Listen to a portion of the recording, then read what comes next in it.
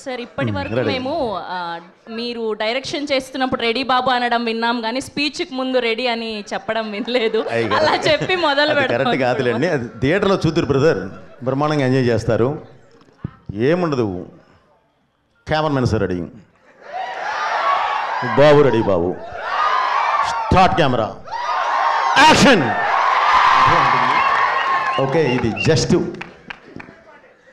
ఒక thank you brother.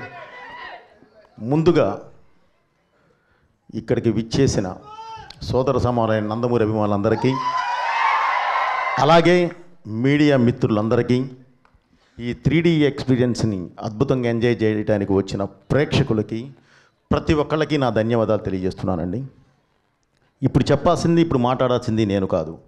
Actually మీరు ఒక 3D ఎక్స్పీరియన్స్ చూశారు, ఎలా ఉంది? ఈరోజు మీరు ఏది చూశారో బ్రదర్, రేపు థియేటర్లో, ఓహో మీకు గ్లాసెస్ రాలేదా? అదే, ఇది ఎలా ఉంటుందంటే బ్రదర్, ఇంతమంది దీనిలో లోపలికి వచ్చినప్పుడు లోపలికి ఎవరు వచ్చి ఎవరు మనం తీసుకొని రావాల్సిన పరిస్థితి కొంత, ఎందుకంటే టైం ముహూర్తం ఒకటి పెట్టాం, ఆ ముహూర్తం ప్రకారం మనం రిలీజ్ చేస్తాం. అందుకని చెప్పి ఒక టైం కూడా ఇచ్చాము, ఒక ½ అన్ అవర్. బట్ అయినా సరే చిన్న అందలేదు అని అంటే సారీ, ఏం చేయలేము, అది చిన్న ఇది జరిగింది. మీరు చూస్తారు అని అంటే మళ్ళీ మొత్తానికి పిచ్చి ఇప్పుడు వెళ్ళబోయే ముందు ఇంకోసారి నేను వేయిస్తాను. ఓకే ఏమా, ఎవరికైతే గ్లాసెస్ లేవో అందరికీ గ్లాసెస్ సప్లై చేయండి, వెంటనే అవ్వాలి. రాఘవ చూడండి అమ్మా, త్వరగా. అదే అదే అదే అదే అదే అదే బ్రదర్, నీ దాకా వచ్చి ఇవ్వాలంటే ఇప్పుడు కష్టం కదా, అందుకనే స్టార్టింగ్లో ఉండాలి బ్రదర్. అంటే మీరు సెంటర్లో ఉన్నారు, మీరు అభిమానులు, మీరు కాదంటలేదు నేను, కానీ మీరు చూసుకోవాలి. ఇది ముందు లోపలికి వచ్చేటప్పుడే తీసుకొని వస్తే బాగుండేది, తోసుకొచ్చారు కానీ తీసుకొని రాలా, అది ఇబ్బంది. ఓకే బ్రదర్, ఈరోజు మీరు చూసిన ఈ ఎక్స్పీరియన్స్ అంటే ఇప్పటి వరకు ఎవరు 3D చూడండి కాదు, చూశారు. కానీ మన తెలుగు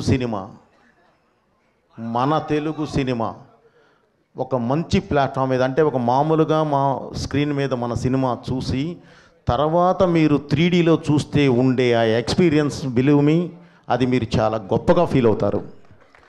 మన సినిమాని ఈ స్థాయికి తీసుకెళ్ళామా అన్నంత గొప్పగా ఫీల్ అవుతారు. ఈ సినిమాని కూడా అలాంటి ప్లాట్ఫామ్ మీదే చేయడం జరిగింది, ఒక అద్భుతమైన దీని మీదే చేయడం జరిగింది. ఓకే బ్రదర్, తప్పకుండా మీరు అందరూ చాలా బాగా ఫీల్ అవుతారు. అలా అవ్వాలన్న ఉద్దేశంతోనే ఎప్పుడు బాలయ్య బాబు అభిమానులు కానివ్వండి, తెలుగు ప్రేక్షకులు కానివ్వండి, మన మీడియా వారు కానివ్వండి, ఒక కొత్తదనాన్ని తీసుకొచ్చి మీ ముందు నుంచో పెడితే దాన్ని తీసుకొచ్చి భుజాల మీద మోస్తారు, తల మీద పెట్టుకొని చూస్తారు. ఆ అద్భుతమైన ఇది ఇందులో ఉంటుంది, నన్ను నమ్మండి. ఏదో అడగపోయావమ్మా? నిన్న ముంబై ఎక్స్పీరియన్స్ ఎలా ఉన్నింది? అండ్ అదరగొట్టేశారు హిందీ స్పీచ్, మొదటి ప్రమోషన్ ముంబైతో మొదలుపెట్టారు, అండ్ అక్కడ రెస్పాన్స్ ఎలా ఉన్నింది? ఇప్పుడు నేను ఒకటే చెప్తున్నానండి సినిమా గురించి. ఈ సినిమా భారతదేశ ఆత్మ, ఈ సినిమా భారతదేశ పరమాత్మ, ఈ సినిమా ఈ దేశ ధర్మం, ఈ సినిమా ఈ దేశ ధైర్యం. ఇలాంటి ఒక అద్భుతమైన వేదిక మీదే, ఫౌండేషన్ మీదే ఈ సినిమా చేయడం జరిగింది. అంటే ప్రపంచ దేశాల్లో మీరు ఎక్కడికి వెళ్ళినా సరే మీకు ఒక మతం కనిపిస్తుంది, కానీ ఈ దేశంలో మాత్రమే ఒక ధర్మం కనిపిస్తుంది, సనాతన హైందవ ధర్మం. ఆ ధర్మాన్ని బేస్ చేసుకొని వెళ్ళేదే ఈ సినిమా. మీరు మీ ఇంట్లో ఉన్న చిన్నపిల్లల దగ్గర నుంచి అమ్మా నాన్నల వరకు అందరూ వరుసలో కూర్చొని అద్భుతంగా చూస్తారు. అది నా బాధ్యత, నేను మీకు ఇస్తున్న హామీ. సో ఇలాంటి సినిమా తీసినప్పుడు మీరు అడిగారు ఎందుకు ముంబై అని. Mumbai is a culture runway from movies. అది దేశానికి రాజధాని. మనం అక్కడి నుంచి, అంటే మూవీస్కి అక్కడి నుంచి కానీ మనం ప్రారంభిస్తే దేశం మొత్తం స్ప్రెడ్ అవ్వడానికి అవకాశం ఉంటుంది. దేశం మొత్తం ఈ సినిమా చూడాలి అన్న కలతోనే ముందు పబ్లిసిటీ స్టార్ట్ చేసి అక్కడికి వెళ్ళి మనం పబ్లిసిటీ స్టార్ట్ చేసాం. అది మెయిన్ ఎయిమ్. నెక్స్ట్ అండ్ ఇంకొక క్వశ్చన్ ఉంది. మా అందరికీ మీరు ఏ డైలాగ్ రాసినా అది గూస్ బంప్స్ క్రియేట్ చేస్తూనే ఉంటుంది ప్రతిసారి మీ కాంబినేషన్. కానీ స్పెషల్గా ఈ అఖండ 2లో మీకు గూస్ బంప్స్ క్రియేట్ చేసిన డైలాగ్ ఏంటి, సీన్ ఏంటి?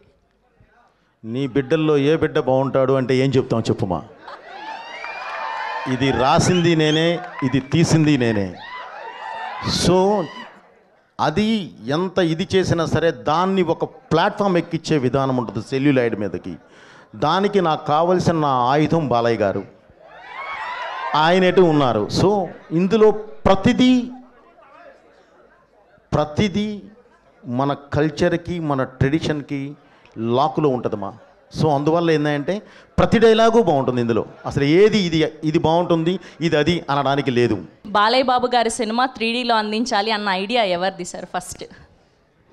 అదేమా ఏదైనా సబ్జెక్ట్ డిమాండ్ అండ్ మన ప్రేక్షకులు ఒక గొప్పగా ఫీల్ అవ్వాలి అని అంటే సినిమా తీస్తాం, గ్యారంటీ తీస్తామమ్మా. కానీ వాళ్ళకు ఒక కొత్త ఎక్స్పీరియన్స్ ఇవ్వాలి. ఈ సినిమా చూసి బయటకు వచ్చిన ప్రతి ఒక్కళ్ళు మామూలుగా చూసిన దానిలోనూ 3Dకి ఒక దీంతో చూసిన తర్వాత బయటకు వచ్చిన ప్రతి ఒక్కళ్ళు చాలా గ్రేట్గా ఫీల్ అవుతారమ్మా. సో ఆ సబ్జెక్ట్ మీద ఇదై ఉంది కాబట్టి అందుకని ఇది 3Dలో చేస్తే చాలా బాగుంటుంది అని చెప్పి ప్రొడ్యూసర్స్ అండ్ మేము సబ్జెక్ట్ అయిన తర్వాత అనుకుని చేయడం జరిగిందమ్మా. మీరు ముంబైలో కూడా చెప్పారు, ఇక్కడ కూడా చెప్పారు, ఈ సినిమా భారతీయ ఆత్మ అని చెప్పేసి. ఒక కమర్షియల్ సినిమా భారతీయ ఆత్మగా ఎలా మారింది, మీరు ఎలా మార్చారు? ఎందుకంటే మనకు భారతీయ ఆత్మ అంటే మన భగవద్గీత, మన రామాయణం, మన భారతం, ఇవి మన భారతీయ ఆత్మలు. ఒక కమర్షియల్ సినిమాని మీరు భారతీయ ఆత్మగా ఎలా మార్చగలిగారు, ఎలా మార్చారు, కొంచెం ఎక్స్ప్లెయిన్ చేస్తారని. థ్యాంక్ యూ గురుగారు, కూర్చోండి. గురుగారు ఇప్పుడు మీరు అడిగింది చాలా కరెక్ట్ క్వశ్చన్. ఏదైనా సరే గంట కొట్టే చెప్పాలి, గంట కొట్టి చెప్తేనే సౌండ్ వినిపిస్తుంది గురుగారు. అది సాత్వికంగా చెప్తే ప్రతి ఒక్కళ్ళు చెప్తున్నాం, నో డౌట్, కాదంటలేదు. కమర్షియల్గా చెప్పినప్పుడే ప్రతి ఒక్కళ్ళకి ఎక్కడానికి అవకాశం ఉంటుంది. చదువుకునే రోజుల్లో బండ గుర్తు అంటామండి.